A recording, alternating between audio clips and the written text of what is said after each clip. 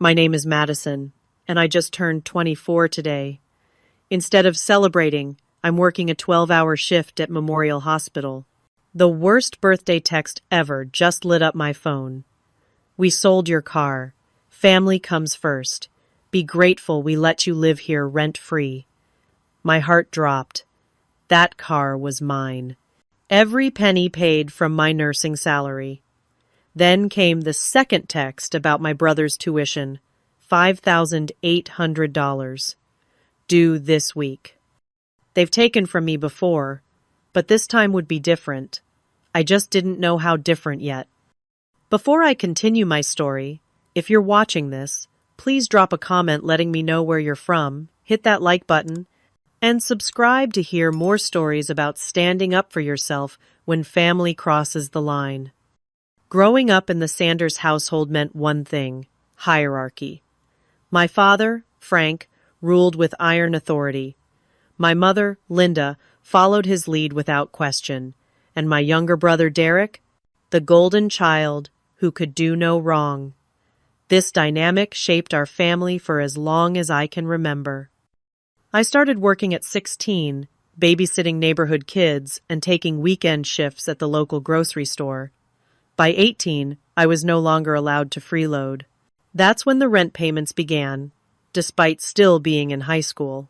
$400 monthly went straight to my parents, though I never saw any household improvements that might have come from my contribution. Meanwhile, Derek enjoyed complete financial freedom. His room filled with gaming consoles, expensive shoes, and whatever else caught his eye. My parents funded his hobbies, sports equipment, and even his first car when he turned 16. A stark contrast to my reality. The taking never stopped at just money. When I won a small scholarship for community college, my parents insisted I hand it over since they provided a roof. When my grandmother left me her pearl necklace, it mysteriously appeared around my mother's neck at a family function. Family shares, she explained when I questioned it. Despite these obstacles, I pursued my nursing career with determination. Community college classes between shifts, clinical rotations on weekends, and late-night study sessions eventually earned me my RN license. The hospital hired me immediately after graduation, and I finally felt a sense of achievement my family couldn't diminish. Last month brought a promotion to charge nurse on the pediatric floor. My colleagues brought cupcakes and cards to celebrate. One nurse, Amelia, even gave me a stethoscope charm for my bracelet. For the rising star, she said with genuine pride. These small moments of recognition meant everything to me since they never came at home. The car represented my first real independence.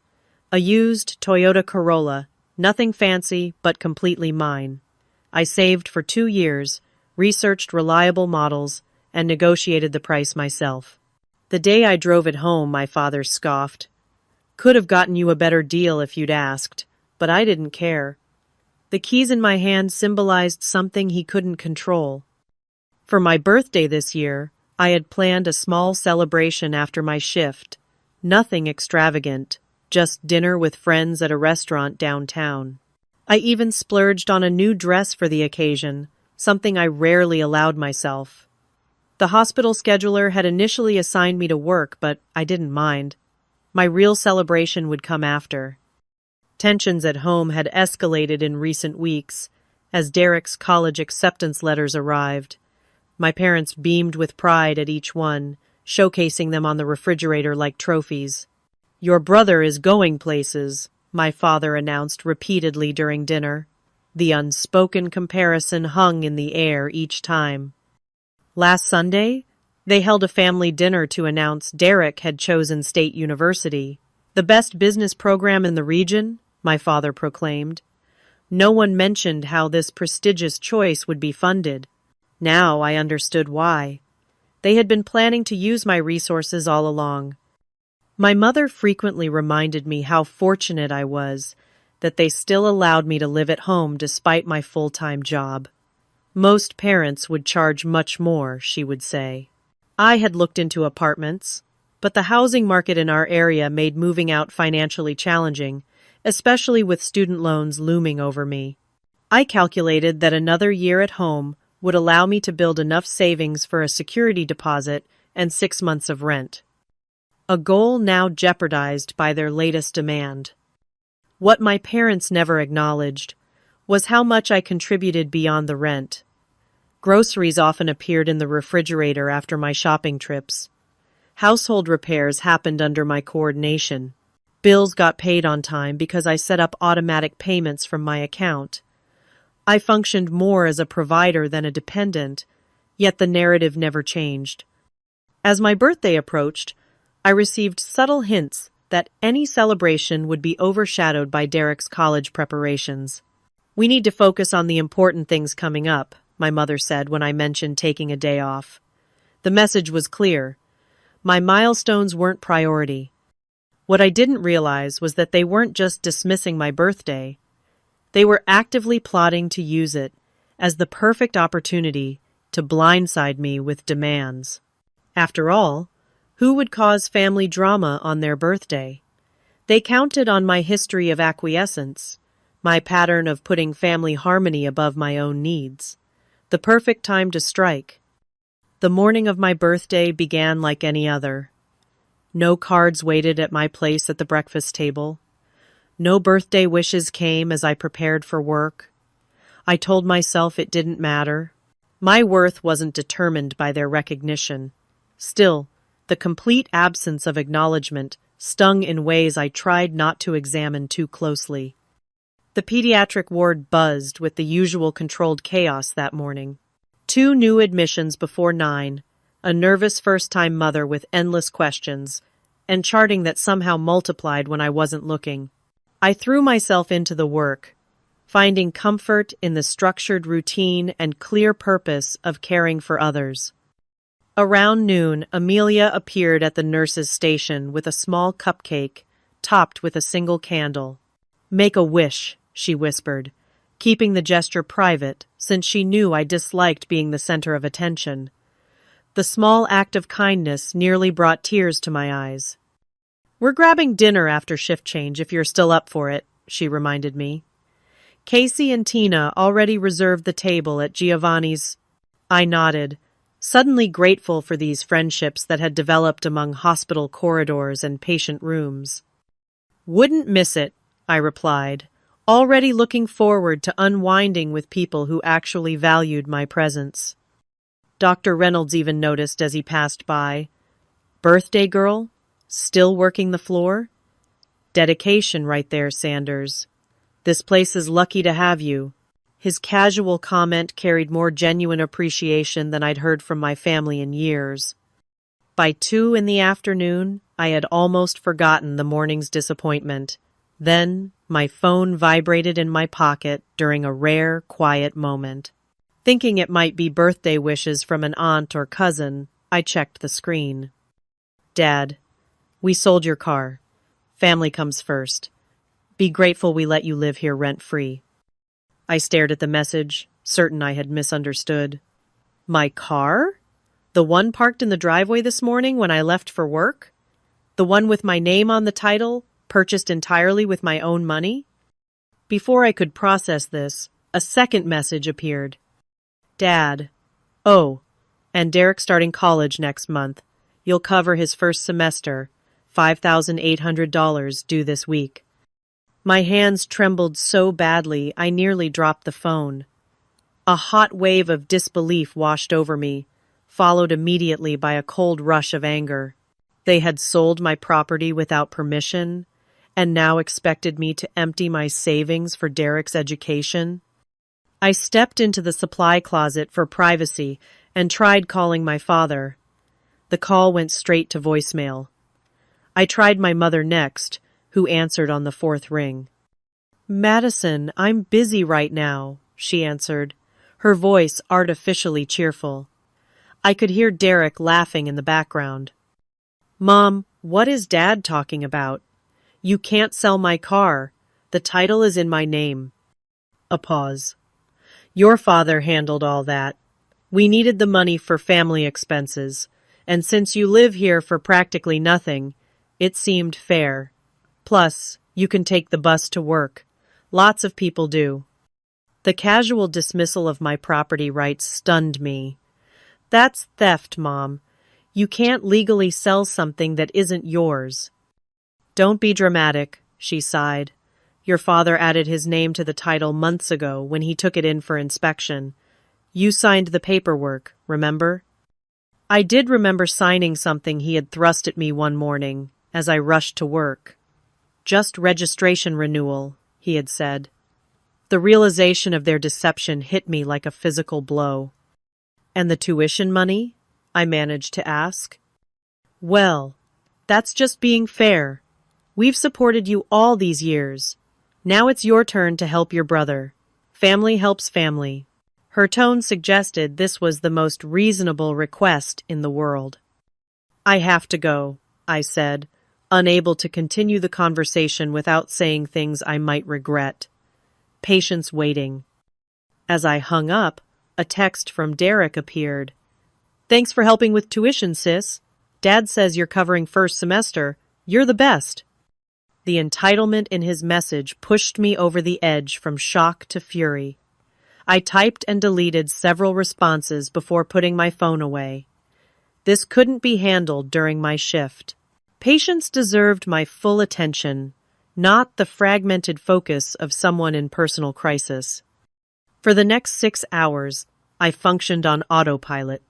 Medications dispensed, vitals checked, parents reassured, all while my mind raced with calculations and scenarios. The $5,800 represented most of my apartment savings fund. The car was worth about $12,000, money I would never see, according to my father's messages.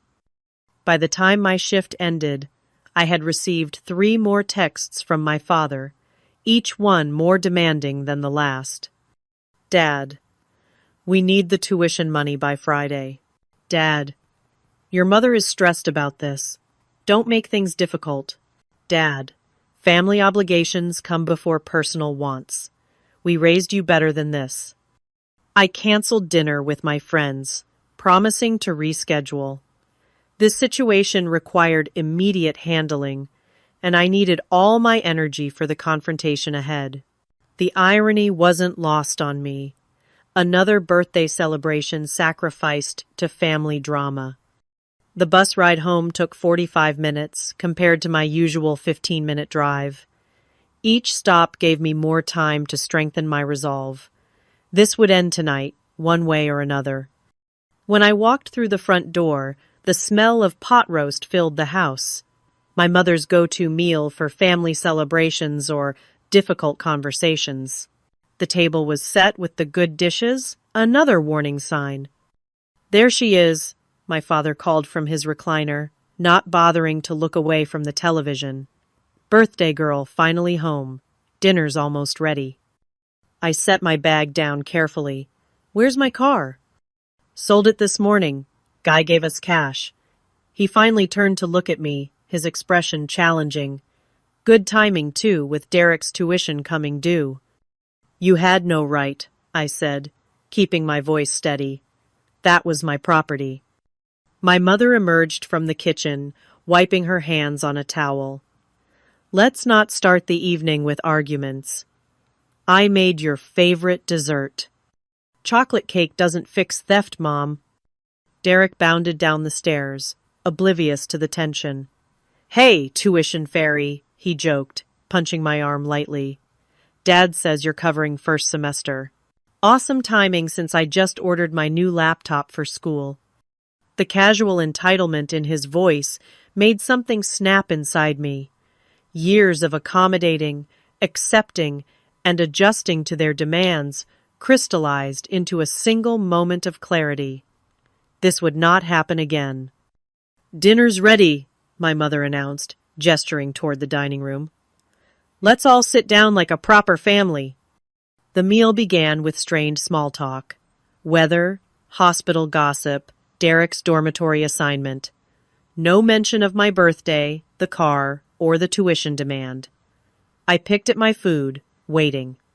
Finally, as my mother served dessert, my father cleared his throat. So, about Derek's tuition, We need the check by Friday. University wants first payment before orientation. I set down my fork carefully. I'm not paying Derek's tuition. The silence that followed felt physical, pressing against my skin. What do you mean you're not paying? My father's voice remained conversational, but his knuckles whitened around his water glass. It means no. I'm not giving you $5,800. I'm not covering Derek's education. And you had no legal right to sell my car. My mother jumped in. Madison, be reasonable. We've given you everything. A home, support through nursing school, family meals every night. I paid for nursing school myself. I pay rent. I buy groceries. And that car was mine. Purchased with my money, with my name on the title, until Dad committed fraud by adding his name without my knowledge. My father's face darkened. You ungrateful little. After everything we've done, you live in our house practically free. I pay $400 monthly rent, plus utilities, plus groceries. That's hardly free. That's nothing compared to what apartments cost, he shouted, mask of reasonableness slipping. Then perhaps it's time I got my own apartment. Derek looked between us, confusion replacing his earlier smugness. Wait, so you're not paying my tuition? Dad said it was all arranged. I turned to him. No, Derek, I'm not paying your tuition. Dad sold my car illegally and apparently pocketed the money. You'll need to apply for student loans like most college students. This is ridiculous, my father stood, napkin falling to the floor. Your brother deserves an education. Family supports family. Funny how that support only flows in one direction, I replied, remaining seated. When I needed help with nursing prerequisites, I worked double shifts. When I needed clinical uniforms, I picked up extra weekend hours. When my car needed repairs, I took the bus until I saved enough. Where was family support then? My mother began to cry, her go-to tactic when confrontations escalated. Why are you doing this to us? To your brother? We're family. Family doesn't steal from each other. Family doesn't forge signatures on title transfers. Family doesn't demand someone's savings as an obligation. My father's face had turned an alarming shade of red. You have two options, Madison. Either you write the check for your brother's tuition by Friday, or you find somewhere else to live. Family comes first, and if you can't prioritize family, you don't deserve to be part of this one. I stood slowly, matching his stance. Is that your final decision? And if you walk out that door without agreeing to help, he continued as if I hadn't spoken, you're dead to me, dead. To me. No daughter of mine would be so selfish. The threat that had worked so many times before, keeping me in line, maintaining the family dynamic, this time, it fell flat. Something had fundamentally changed inside me. A shift so profound, I felt physically different standing there. I'll have my things out by morning, I said quietly. My mother gasped. You can't be serious. Where will you go? What will you do? I'll figure it out. I always have. I turned to leave the dining room. She's bluffing, Derek said, breaking the tension. She always caves. Remember when Dad took her graduation money for the deck repair? She complained for days, but still gave in. Not this time, I said without turning around. Happy birthday to me. My father's voice followed me up the stairs. You'll regret this decision for the rest of your life, after everything we've done for you. What they didn't understand yet was that the only thing I regretted was not doing this years ago. Once in my bedroom, I closed the door and leaned against it, heart pounding. The magnitude of what I'd just done threatened to overwhelm me. 24 years of compliance shattered in a single conversation. But beneath the anxiety bubbled something unexpected, relief. I sat on my bed and pulled out my phone, ignoring the notifications from downstairs. 3 missed calls from Amelia. I returned her call first. Madison, everything okay? We're at the restaurant wondering where you are. I need a huge favor, I said, my voice steadier than I expected. Could I crash at your place tonight? Family situation imploded. Of course. Do you need me to come get you? I'll grab an Uber. Thank you. Next, I called Casey, another nurse from my floor who had recently mentioned her apartment complex had vacancies. Any chance that one bedroom is still available? I need to move. Immediately. While my family continued dinner downstairs, I began a methodical inventory of my life. Clothing, essential documents, nursing equipment, and personal mementos went into piles. What could fit in 2 suitcases? What mattered most? As I sorted, memories surfaced of previous financial manipulations. My first paycheck from the hospital, when my father insisted I contribute to family vacation funds that somehow only covered their Florida trip. The time my aunt gave me $300 for Christmas, which my mother held for safekeeping and never returned. The student loan refund check that mysteriously needed to cover household expenses. Each instance had seemed isolated, reasonable when framed as family need. Strung together, they formed a pattern of systematic financial abuse that stole more than money. They had taken my agency, my boundaries, and nearly my self-worth. I pulled out my laptop and checked my bank accounts. After rent payments, student loan payments, and regular expenses, I had saved just over $7,000 toward apartment costs. Not enough for the best places, but sufficient to start somewhere new. A text from Tina, another nurse friend. My cousin manages Ridgeview Apartments. Budget, friendly, safe neighborhood. Want me to call her? Support materialized from unexpected places. People I hadn't realized were watching, noticing the subtle signs of my family situation, now stepped forward with offers of help. While sorting through my closet, I discovered the folder containing my car paperwork.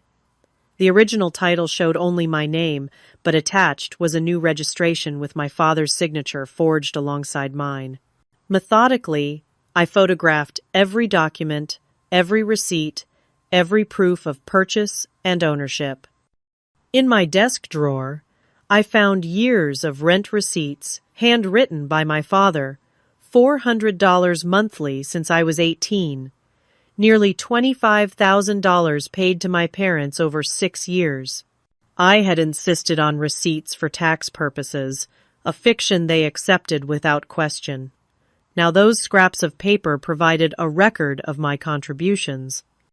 Deeper in the drawer lay bank statements showing withdrawals for household expenses, handwritten lists of items purchased for the family, and notes about bill payments I had covered during lean months. I had unconsciously been documenting the financial imbalance for years. Around 10 o'clock, I heard my parents' bedroom door close. Derek's video game sounds drifted under my door. I continued packing methodically, now pulling out my birth certificate, social security card, and passport from their hiding place inside an old textbook.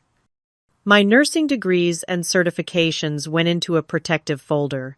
The stethoscope my clinical instructor had gifted upon graduation. The small wooden box containing my grandmother's earrings that I had managed to keep hidden when the rest of her jewelry disappeared into my mother's collection. By midnight, 2 suitcases and a backpack contained the portable portions of my life. My bookshelves, bed, and desk would remain behind. Small sacrifices for freedom. During these hours of preparation, a plan formed. Not just for immediate escape, but for long-term justice. Using my laptop, I created a comprehensive spreadsheet. Every financial transaction. Every loan never repaid. Every item taken. Every contribution expected or demanded. The car sale. Approximately $12,000. Monthly rent for 6 years. $24,000. Household expenses beyond rent. Roughly $8,000. The graduation money for deck repairs, 1,000. Student loan money redirected to family needs, 5,000. Birthday and holiday gifts confiscated, uncountable smaller amounts. The spreadsheet grew, page after page of financial records. Conservative estimates placed the total at over $43,000 taken from me since I turned 18. Money that should have purchased my freedom years ago. In a separate document, I drafted a formal letter. Not a note of anger or accusation, but a professional accounting of funds owed, property illegally sold, and my intent to pursue legal remedies if not addressed. I cited relevant laws regarding illegal property transfer, tenant rights, and familial financial abuse. To this letter, I attached copies of all documentation, photographs of receipts, bank statements, and the car title showing the altered registration. The final document spanned 27 pages. Around 1 in the morning, I heard Derek's door close. The house fell silent except for my father's distant snoring. I made 3 copies of the entire document package. One would remain with me. One would go to a lawyer I had researched who specialized in family financial abuse, and one would be left behind for my family to find. By 2 in the morning, my preparations were complete. I changed the passwords on all my accounts, removed my personal information from shared family devices, and contacted the hospital to update my address and phone number in their records. I looked around the room that had been mine since childhood. Swimming trophies from high school, nursing school textbooks, the bulletin board with photos of hospital friends. Nothing that couldn't be replaced or left behind. The truly important things were already packed or stored in my heart. The final item I placed in my bag was a framed photo of my grandmother. "Always know your worth," she had told me once. Tonight, I finally understood what she meant. The house creaked its familiar night sounds as I carried my bags downstairs at 3 in the morning, each step calculated to avoid the noisy spots on the staircase. Years of late-night hospital shifts had taught me how to move silently through the sleeping house. In the kitchen, I placed 1 copy of my documentation package on the counter, clearly labeled Family Financial Accounting in bold letters. Not hidden, but not immediately obvious either. They would find it when they woke. Next, I sent an email to the lawyer I had contacted earlier, attaching digital copies of all documentation and requesting an appointment later that day. The response was automatic but reassuring. "Your message has been received. Our office will contact you during business hours." My phone showed several missed calls and texts from my parents and Derek sent after I left the dinner table. I hadn't heard them through my closed door. The messages followed a predictable pattern.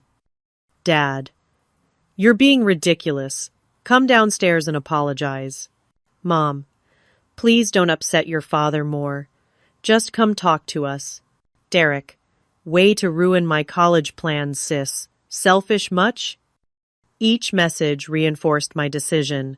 No recognition of wrongdoing, no acknowledgement of boundaries crossed, just expectations of continued compliance. I wrote a single text to my mother. "I'm safe. Don't contact me." Then I silenced all notifications from family members. The empty space in the driveway where my car should have been felt like a physical representation of all they had taken. I stood there a moment, allowing myself to feel the loss, then walked to the street corner where my Uber would arrive. The driver, a middle-aged woman named Patricia, according to the app, took one look at my suitcases and expression and mercifully asked no questions. "Long night?" was her only comment. "Long life," I replied, "but it's getting better." Amelia's apartment building came into view 20 minutes later. Despite the hour, she was waiting in the lobby, hair tousled from sleep, but eyes alert with concern. "Guest room's all yours for as long as you need," she said, helping with my bags. "Want to talk about it? Or save it for morning?" Morning, I said, suddenly exhausted. And thank you. This means more than you know. The guest room was small but comfortable. Clean sheets, a bedside lamp, and blessed privacy. I set up basic essentials, then collapsed onto the bed. Despite everything, sleep came almost instantly, deeper and more peaceful than any night under my parents' roof. I woke to sunlight and the smell of coffee. For a moment, I felt disoriented. Then the previous day's events rushed back. My birthday, the car, the confrontation, the escape. Amelia sat at her kitchen counter, scrolling through her phone. Morning, warrior? How you feeling? Like I should have done this years ago, I answered truthfully. Your phone's been blowing up. She nodded toward my backpack, where my silenced phone was stashed. Heard it vibrating for the past hour. I pulled it out to find 27 missed calls, 43 text messages, and numerous voicemails. Not just from my immediate family, but from aunts, uncles, and family friends. The document package had been discovered. Most interesting were the texts from my Aunt Susan, my father's sister. What did you leave behind? Your father is apoplectic. Did you really document everything? Years of it? I had no idea this was happening. None of us did. They're in complete panic mode here. Your father is calling everyone. I sipped coffee while scrolling through the digital aftermath of my departure. My mother's messages shifted from anger to manipulation. How could you do this to us? Your own family? Your father might lose his job if this gets out. Please come home. We can discuss this reasonably. Derek is devastated. His future is at stake. My father's messages followed a different trajectory. This is slander. We gave you everything. You'll regret this betrayal. No one will believe you over your own parents. Legal action? Against family? You've lost your mind. And finally, most tellingly, what will it take to make this go away? Name your price. So, there it was. When confronted with evidence of years of financial exploitation, his response was to attempt another transaction. Everything reduced to monetary value. Derek's messages surprised me most. Dad's going ballistic over whatever you left. What did you do? Is it true they sold your car without permission? That's messed up. Dad says, you're making things up, but Mom can't stop crying. What's real here? The first hint that perhaps my brother wasn't fully complicit, just benefiting from the family dynamic without questioning its foundations. While reviewing these messages, a new text arrived from Susan. Your father is on the porch arguing with neighbors who came to complain about the shouting. Your mother hasn't stopped crying since finding your documents. I'm in shock reading these records. Had no idea things were this bad. Can we talk? I responded to only Susan's message. I'm safe. Consulting with legal counsel today. Will contact you when I'm ready. Amelia watched me process this digital deluge with knowing eyes. Family drama going nuclear? They found what I left behind, I explained. A complete accounting of every dollar they've taken from me over the years. Every manipulation, every theft, with documentation. Damn, she whispered. No wonder they're freaking out. What's your next move? Meeting with a lawyer at 11. Then apartment hunting. Starting over. She nodded. I'm off shift today. Want backup? The offer of support nearly undid my composure. That would be amazing. While showering and preparing for the day, my phone continued its silent vibration dance. New players entered the drama. Uncle Robert. Your father says you're making false accusations. What's going on? Cousin Jennifer. Everyone's talking about some document you left. Mom's crying. What happened? Family friend Mark. Frank asked me to reach out. says there's been a misunderstanding. The family system mobilizing to restore balance, to bring the wayward member back into line, but their efforts were directed at the wrong target. I wasn't wayward. I was free. Before leaving for the lawyer's office, I sent a single group text to my extended family. For years, I've experienced financial exploitation from my parents.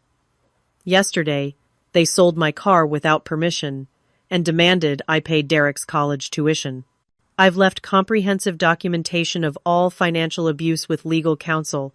I'm safe, but will not return to that house. Please respect my privacy during this time. Then I turned off my phone completely. Whatever storm was breaking over my family home, I wouldn't be caught in the downpour. The meeting with lawyer Judith Bennett went better than expected. After reviewing my documentation, she confirmed what I already suspected. I had a strong case for recovery of assets. The car sale is the clearest issue, she explained. Forging signatures on title transfers is fraud, plain and simple. The rent payments are murkier legally, but help establish the pattern of financial control and exploitation. By the end of our 90-minute consultation, we had a plan. First, a formal demand letter for return of the car sale proceeds. Second, documentation submitted to local authorities regarding the fraudulent title transfer. Third, preparations for civil action if necessary. Most cases like this settle once the exploitative party realizes exposure is imminent, Judith assured me. No one wants family financial abuse made public, especially when the evidence is this comprehensive. After the lawyer's office, Amelia and I met Tina's cousin at Ridgeview Apartments. The available one-bedroom wasn't luxurious, but it was clean, secure, and within my budget. Most importantly, it required only first month's rent and security deposit, no lengthy credit checks or rental history. I signed the lease on the spot, move-in date immediate. Furnished units are $500 more monthly, the manager explained, but we can provide basics if needed. Bed, table, essential furniture. The additional cost would strain my budget, but sleeping on the floor seemed an unnecessary hardship after everything else. I agreed to the furnished option. By late afternoon, I had an apartment, legal representation, and the beginnings of a new independent life. Only then did I turn my phone back on, bracing for the onslaught. 112 missed calls, 76 voicemails, over 200 text messages. Most surprisingly, 8 missed calls from Derek himself, followed by a lengthy text. Madison, I had no idea about any of this. Dad always said you were happy to help with family expenses. I never knew they were taking your car payments, graduation money, or any of that stuff in your documents. They're saying you're lying, but Dad keeps changing his story about the car sale. Mom accidentally mentioned something about your grandmother's jewelry, too. I don't know what to believe anymore. I'm sorry if I've been part of hurting you. The first crack in the family narrative. The first recognition that perhaps the golden child status came at someone else's expense. My bank sent automated fraud alerts. Multiple attempted access to online banking from unrecognized device. They had tried to access my accounts, likely looking for the money they still believed would fund Derek's tuition. Aunt Susan's messages grew increasingly urgent. Your parents are falling apart. Your father has been on the phone with lawyers all day. The neighbors called a noise complaint this morning. Police came. Your mother told me about the jewelry. Your grandmother's pieces. I had no idea. Please call me when you can. I think you should know what's happening here. I finally called her from the safety of my new apartment, empty except for the promised basic furniture. Madison? Her voice sounded strained. Are you safe? I'm fine. Just started over. New apartment, new beginning. Your documents. I had no idea things were so bad. None of us did. She paused. Your father is telling everyone you've had some kind of breakdown, that you're making things up for attention. The documentation speaks for itself, I replied calmly. Bank records don't lie. I know. That's why this is so shocking. Frank has always been controlling, but this goes beyond anything I imagined. Another pause. He's contacted 3 different lawyers today. None will take his case after seeing your evidence. What about Derek's tuition? I asked, curious about the original catalyst. He's applying for student loans now. Your mother is devastated that he might have to delay enrollment. The familiar guilt technique, even relayed secondhand. He'll survive starting a semester late if necessary. Plenty of students do.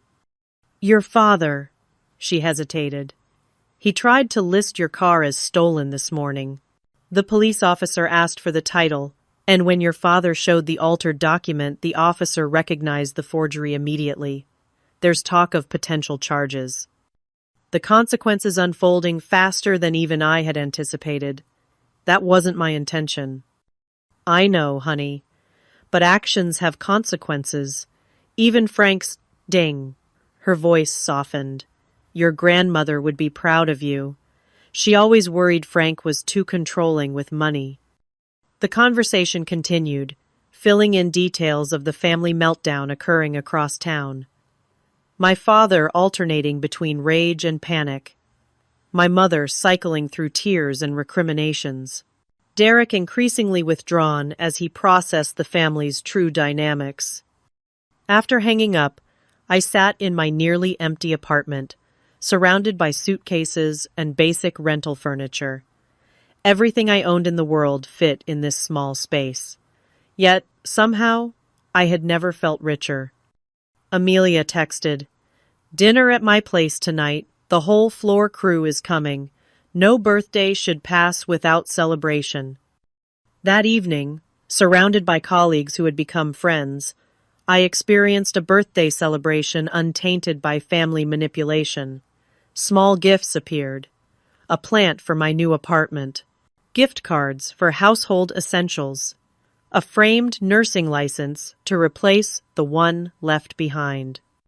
To Madison, Amelia toasted, raising her glass, who finally realized her worth isn't determined by those who try to diminish it. Later that night in my new apartment, I allowed myself to fully process the magnitude of change, the grief for the family relationship I had always wanted but never had, the anger at years of exploitation, the fear of an uncertain future, but mostly the profound relief of finally living authentically. My phone continued to collect messages from family members, their tone evolving as the reality of my departure and documentation settled in. From my father, the police came asking questions about the car sale. Is this what you wanted? To destroy your family? From my mother, please, call us. Your father is talking about moving to avoid embarrassment. What will people think? From Derek, I applied for student loans today. Dad's furious, says his credit will be affected. Is that why you always seemed stressed about money? Were they taking yours all along? Each message revealed more about their priorities. Reputation, appearances, convenience. Not remorse for the harm caused or recognition of boundaries violated. The lawyer called with an update. Your father's attorney contacted me. They're willing to discuss settlement terms regarding the car and other financial matters. So quickly? I asked, surprised. The evidence is overwhelming. Plus, there's potential criminal exposure with the forged title. They're motivated to resolve this quietly. By the end of my birthday week, my new life had begun taking shape. Basic furnishings filled my apartment. The hospital approved my request for additional shifts to rebuild my savings. Friends continued offering support in unexpected ways. Most significantly, my father, through his attorney, agreed to return the full value of the car plus additional compensation for other documented financial exploitation. The total settlement, $38,000. Not everything owed, but enough to secure my new beginning without prolonged legal battles. Derek contacted me directly, away from our parents' influence. I've been reading through copies of your documentation. Had no idea they were taking your nursing school money while telling me you were happy to help with my expenses. I'm sorry, Madison. Really sorry. The first genuine apology from anyone in my family. A small bridge across the chasm of years of imbalance. 1 month after my birthday revelation, my new apartment finally felt like home. Simple furnishings, carefully selected, walls painted soft blue instead of the beige my father had always insisted was practical. Plants thriving on the small balcony. A space entirely mine, reflecting choices entirely mine. The financial settlement arrived via certified check, exactly as negotiated.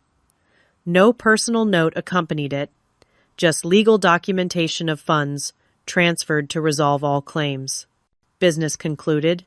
Family ties severed with the same clinical precision they had used to extract my resources for years. I allocated the money methodically. A reliable used car, different model from my previous one. Emergency savings fund.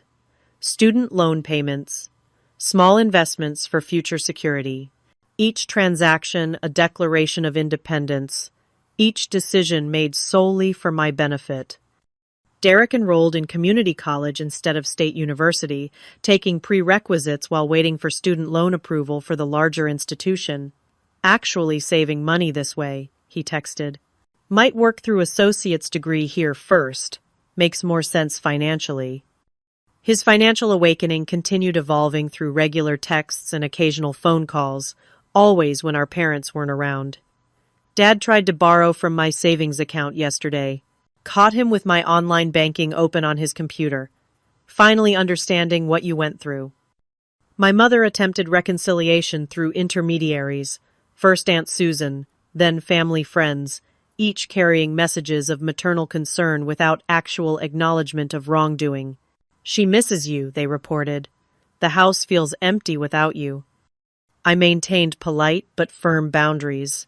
I'm well, building a new life. Not ready for contact yet. Each messenger returned with this simple statement. Each reaction from my mother reportedly tearful but without substantive change in perspective. My father maintained silence after the settlement. His pride wounded more than his heart, according to family reports. He doesn't understand why you needed to go public with family matters, Aunt Susan explained during our weekly calls. Still sees it as betrayal rather than self-protection. His opinion mattered less each day, his approval no longer the currency of my self-worth. Professionally, I thrived. The promotion to charge nurse became permanent, with hints from nursing administration about potential advancement into management tracks if interested. Freedom from family financial drainage allowed me to pursue additional certifications, expanding my career options. Amelia and the other nurses remained steady presences, our friendship deepening beyond workplace camaraderie. Weekend brunches, movie nights, hiking trips to nearby state parks. The family I chose rather than inherited. 3 months after my departure, Aunt Susan arranged a carefully structured meeting. Just her, Derek, and me at a neutral restaurant. No parents, no pressure, just conversation. I never saw it before, Derek admitted over dinner. How differently they treated us. How much they took from you while giving to me. It was so normal, I never questioned it. That's how family systems work, I explained. Everyone plays assigned roles. The golden child doesn't see the scapegoat's burden because they're not meant to see it. I'm sorry I was part of it, he said, eyes downcast. The tuition demand was the last straw, wasn't it? The car was the last straw, I corrected. Taking something I had worked so hard for, something that represented independence. The tuition was just confirmation of how they viewed me. An ATM, not a daughter. Susan reached across the table to squeeze my hand. Your grandmother saw it happening. She tried to intervene before she passed. That's why she left specific items directly to you in her will. Most of which disappeared anyway, I noted without bitterness. I've spoken to your mother about that. The jewelry should be returned. Susan's expression turned serious. Some patterns are breaking, Madison. Slowly, but breaking. That evening marked the beginning of healing, not with my parents, but with the family members capable of growth and recognition. Derek and I established a new relationship based on mutual respect rather than prescribed roles. Susan became a surrogate mother figure, offering the unconditional support my biological mother never could. 6 months after my birthday revelation, I received a letter from my father. Not apology or reconciliation, but notification. We're selling the house, downsizing. If you want any remaining belongings, arrange pickup by month's end. Derek helped me retrieve childhood mementos and remaining possessions. My parents conveniently absent during our scheduled visit. The room I had occupied for 24 years, already partially converted to storage, my existence already being erased. They're struggling, Derek reported as we loaded boxes. Dad's pride won't let him admit he was wrong, but the family knows. Cousins, aunts, uncles, everyone's seen the documentation. Their standing has changed. Social consequences I hadn't anticipated or sought, but perhaps necessary for systemic change. The family financial abuser exposed could no longer operate with impunity. My mother left a sealed envelope on my stripped bed. Inside, my grandmother's pearl necklace and earrings, returned without note or explanation. A silent acknowledgement of at least one wrongdoing, perhaps the only one she could bring herself to admit. Today marks 1 year since that birthday text message that changed everything. My new apartment has become a true home. My career continues advancing. My financial situation grows increasingly secure. Most importantly, the constant anxiety that accompanied every interaction with my parents has faded, replaced by confidence in my boundaries and decisions. Family relationships continue evolving. Derek visits regularly, our sibling bond reforged on healthier terms. Susan and her husband include me in holiday gatherings, creating new traditions. Extended family members maintain connections free from my parents' narrative control. My parents themselves remain distant figures. Occasional updates received through family channels, their downsized home. My father's early retirement. My mother's health concerns. Information I receive with compassion but detachment, maintaining the boundaries that protect my hard-won peace. The most valuable lesson from this journey came from Judith Bennett during our final meeting after the settlement. Family isn't who shares your DNA, she said. Family is who respects your boundaries, celebrates your successes without jealousy, and loves you without conditions or invoices attached. I've built that family now. Friends who became sisters, colleagues who became supporters, a brother reclaimed from toxic dynamics. Extended family members who chose relationship over loyalty to harmful systems. The freedom I fought for has blossomed into something more precious than mere independence. It's become authentic connection, relationships based on mutual respect rather than obligation or exploitation. The family I deserved all along. If you're watching this, and something in my story resonates with your own experience, please know that you deserve better. Financial abuse within families often goes unrecognized because it's wrapped in language of obligation and loyalty. But love doesn't take. Love doesn't exploit. Love doesn't come with price tags. What boundaries do you need to establish in your own relationships? Have you experienced similar dynamics in your family? Share your thoughts in the comments below, and don't forget to like and subscribe if this story helped you recognize patterns in your own life. Remember, sometimes the bravest thing you can do is say no more and walk toward the life you deserve. Thank you for listening to my journey, and I wish you courage on yours.